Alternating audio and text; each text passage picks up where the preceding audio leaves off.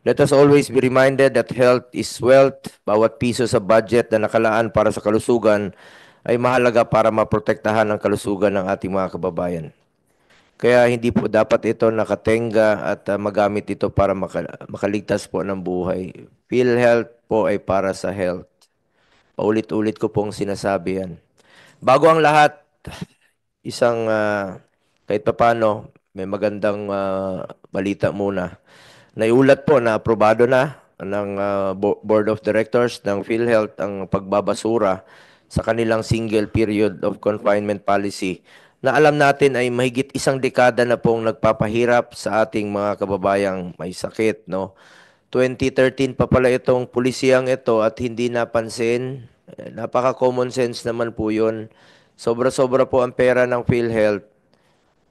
Yung single period of confinement policy ay nandiyan dyan pa po.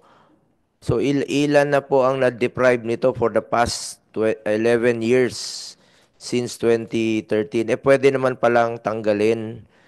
Sa kaalaman po ng mga kababayan natin, ito pong single period of confinement policy ay natuklasan natin sa dami pong reklamo na lumalapit sa aming opisina.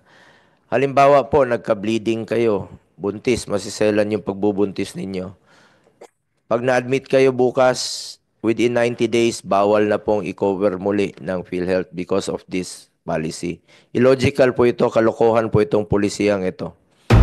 Pangalawa, tayo pasintabi lang sa kumakain. Mahilig akong kumain kahit saan. Hindi maiwasan magka-diarrhea tayo. Bawal nang i-cover muli pag na-admit ka. Nung klaseng pulisiya yan. Kalokohan yan. Pangatlo, pneumonia. Pag na-admit ka muli because of pneumonia, bawal na naman. Mapigilan mo bang magkasakit? Hindi natin alam kung kailan tayo magkakasakit. At bakit nyo i-deprive sa Pilipino yan? Pera ng Pilipino yan. Contribution, sweldo natin yan. Kinakaltas po sa sweldo natin. Kaya nga, PhilHealth, para insured tayo kung sakaling magkasakit tayo. Ang dami nyo pong pulisiya na dapat matagal nyo na pong pinag-aaralan. Ngayon, pag-usapan natin dito, iniiwasan nyo naman kami rito.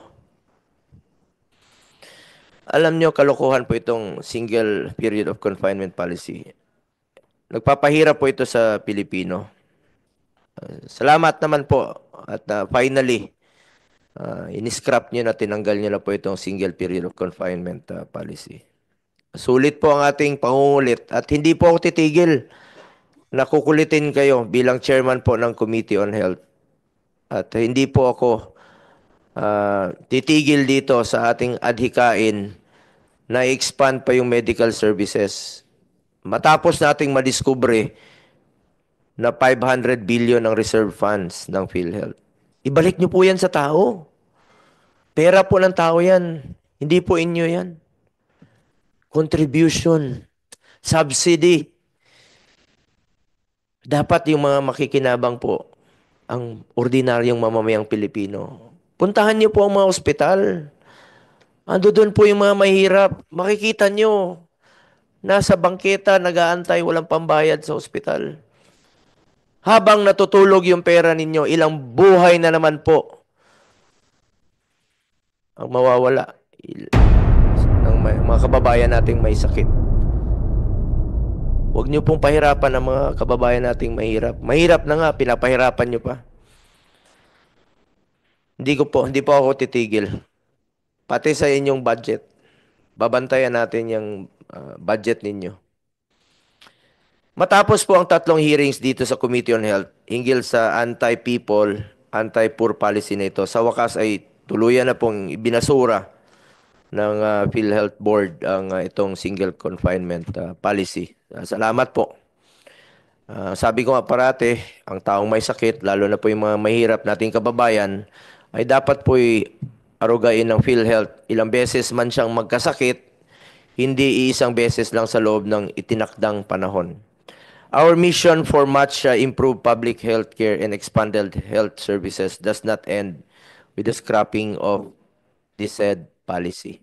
Patuloy nating kalampagin ang PhilHealth upang mas lalong mapabuti natin ang mga health care benefits and services, lalo na para sa mga mahirap nating kababayang Pilipino na walang ibang malapitan kung hindi tayong nasa gobyerno. Eh may pera po eh. Buti sana kung walang pera yung PhilHealth. Merong reserve fund. Kaya nga po, winalis ng National Treasury kasi sobra-sobra po yung pera.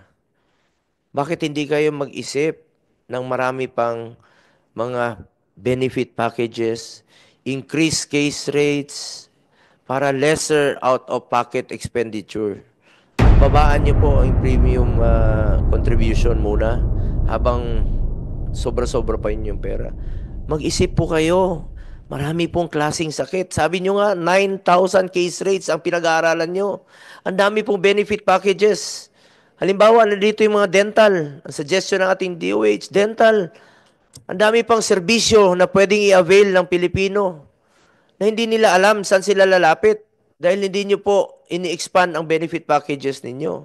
Yung iba, sinulid ginagamit. Pantanggal ng ngipin sa bundok, sa bukid sa amin, sa probinsya. Sa mata. Yung optometrist natin, optometrist, mata. Ang daming mga bata nahirapang magbasa. Ba't hindi nyo gawa ng mga benefit packages o mga programa na pwedeng mapakinabangan ng mga ordinaryong mamamayang Pilipino nag-aaral na kandahirap pong magbasa sa pag-aaral nila dahil hindi po nadidiscover na may sakit sila sa mata, may problema po. Tumatanda sila. Bakit hindi nyo po gawing prevention yung paglala ng sakit? Ba't antayin nyo pang ma-admit? Tapos hindi nyo naman tutulungan ng buo.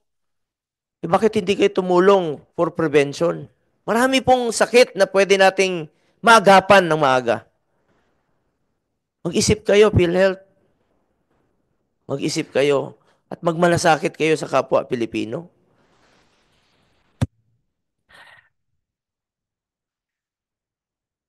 To truly realize the spirit of universal healthcare, it is imperative that PhilHealth maximize their available resources and focus on increasing case rates to lessen out-of-pocket expenses for those needing medical attention, expanding benefit packages in pursuit of providing universal healthcare in accordance with the law. Hindi pa nga natin na-improve hindi pa natin na fully implement ang ating UHC. Mga doctors, nandito naman po kayo, DOH, sa inyo naman po yung mandato. Tulungan niyo po na ma-fully implement po itong universal healthcare law. Andiyan dyan po yung pera eh. Buti sana ang rason ninyo walang pera. Yun, matatanggap pa siguro natin. Eh, andiyan dyan po yung pera ng PhilHealth. Bakit hindi nyo po ito, ang dami oh. Focus on increasing case rates to lessen out-of-pocket expenses for those needing medical attention. Expanding benefit packages in pursuit of providing UHC. Lowering premium contributions for members. Meron tayong ipinasa rito. At hopefully sana maisabatas po ito. And repealing outdated policies that do not serve the best interest of the public. Ang dami pong pwede nyong i-repeal, ayusin. Ba't hindi nyo napansin yung single period of confinement policy? Kung sinabi nyo nga 2013, kung iba po ang namamahala ng PhilHealth nung panahong yon, eh nung kayo, bakit hindi nyo po napansin ito? Eh pwede naman palang gawin ngayon. Kailangan pa ba ng kami ang makapansin? Pwede nyo pong gawin yun. Common sense po yun. Itong panggobyerno, common sense po ito. At dapat may puso ka, may malasakit ka sa kapwa mo Pilipino. Pinapaalala ko po sa mga kapwa ko lingkod bayan, lalo na po ang opisyal ng PhilHealth, na mayroon tayong isang salita. Huwag puro promise. Kailangan ng agarang aksyon at resulta dahil buhay at kalusugan ng mga kababayan natin ang nakataya rito. Siguro, napagod na sa kakapromise, hindi na kayang tuparin. Habang patuloy ang pag-aaral at deliberasyon at diskusyon ninyo ng mga opisyal ng PhilHealth, may mahirap po tayong mga kababayang Pilipino na namamatay. Ang dami po dyan namamatay. Ayaw na pong magpa-hospital dahil hindi po natutupad ang inyong pangakong mas magandang serbisyo. We must all act with an extreme sense of urgency kasi buhay po ang nakataya dito. The ongoing policy discussions and reviews within PhilHealth should not and cannot just happen at the cost of people's lives. These are real people. Our parents, our children, our grandparents, our breadwinners who are suffering and dying due to preventable conditions simply because the resources are not reaching them on time. This is of the essence, and it is unacceptable that while administrative processes are dragging on, people are being deprived of the life-saving healthcare services they are entitled to. Meanwhile, we will continue to hold PhilHealth on its promise to further increase its case rates by at least 50% across the board before the end of November. Yun po'y pinangako during the last hearing ni Mr. Boy Promise, President Ledesma. At babantayan po natin ito. And to